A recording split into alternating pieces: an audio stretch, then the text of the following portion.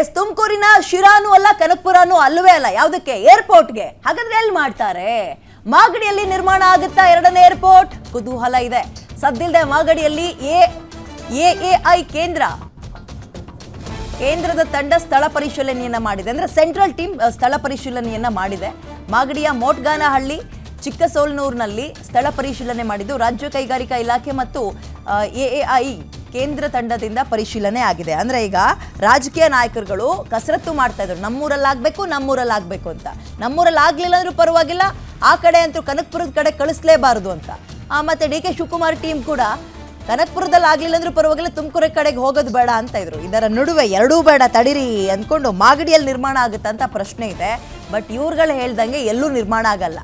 ಅದರದ್ದೇ ಅಂದರೆ central team ಬರುತ್ತೆ, ಕೆಲವೊಂದು ವೆರಿಫಿಕೇಶನ್ಗಳನ್ನು ಮಾಡಬೇಕಾಗುತ್ತೆ. ಪರಿಸ್ಥಿತಿ ಹೇಗಿದೆ, ಹವಾಮಾನ ಇಲ್ಲಿಗೆ ಸಪೋರ್ಟ್ ಮಾಡುತ್ತಾ ಇಲ್ವಾ, ವೆದರ್ ಹೇಗೆ ಸಪೋರ್ಟ್ ಮಾಡುತ್ತೆ, ಲ್ಯಾಂಡ್ ಆಗಲಿಕ್ಕೆ, ಟೇಕ್ ಆಫ್ ಆಗಲಿಕ್ಕೆ, ಸುತ್ತಮುತ್ತ ದೊಡ್ಡ ದೊಡ್ಡ ಬಿಲ್ಡಿಂಗ್ಗಳಿದೆಯಾ, ನೆಟ್ವರ್ಕ್ಗಳು ಹೇಗಿದೆ, ಇದೆಲ್ಲವನ್ನ ಕಲೆ ಹಾಕ್ತಾರೆ. ನಾನು ಜಸ್ಟ್ ಬೇಸಿಕ್ ಹೇಳ್ತಾ ಇರೋದು.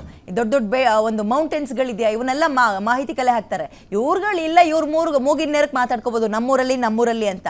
ಬಟ್ ಫೈನಲಿ ಇದನ್ನು ಫೈನಲ್ ಮಾಡೋದು ಯಾರಿಲ್ಲಿ? ಆ ಸೆಂಟ್ರಲ್ ಟೀಮ್ ಬರುತ್ತಲ್ಲ, ಅವರದ್ದೇ ಆದಂತಹ ಕೆಲವೊಂದು ಸ್ಕೇಲ್ಗಳಿರುತ್ತೆ. ಇಂತಿಂಥ ಅಂಶಗಳು ಇದಕ್ಕೆ ಮ್ಯಾಚ್ ಆಗುತ್ತಾ, ಪೂರಕವಾಗಿದೆಯಾ ವಾತಾವರಣ, ಇಂಥವನ್ನೆಲ್ಲ ನೋಡಿ ಒಂದು ರಿಪೋರ್ಟನ್ನು ರೆಡಿ ಮಾಡ್ಕೊಂಡು ತಗೊಂಡು ಹೋಗ್ತಾರೆ.